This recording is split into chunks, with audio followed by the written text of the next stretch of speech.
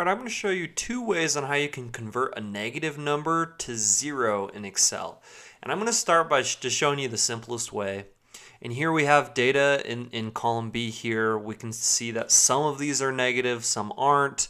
It looks like there's two numbers that aren't negative. So we want everything except for those two to be 0, since the rest are negative. So the easiest way to do this is to hit equal and use the max formula. Now what you're going to do here is you're going to select the cell adjacent, and then you're going to hit comma and type 0, end parenthesis. Go ahead and hit enter. Basically what this is doing is saying, hey, what's bigger, this cell or 0? And then it will display which cell is bigger.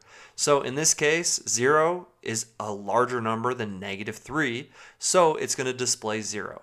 So I found that is kind of the easiest way to convert negative numbers to 0. But there is another common method that a lot of people use, and that's to use an if formula. So if this is greater than 0, then we're going to want it to display itself. So that's cell B3. But if it's not greater than 0, we want it to display 0. And you can do this vice versa, where if B3 is less than 0, you could put 0 here and then B3 here. So you can change the order of this, but that's how you use an if formula. So then you can drag that down, and then we're going to get the same result. So basically it's doing the same thing as the max formula. It's just a little bit more complicated. It requires a couple more steps. It's not as simple or straightforward. I would definitely recommend using the max formula when converting negative numbers to 0 within Excel.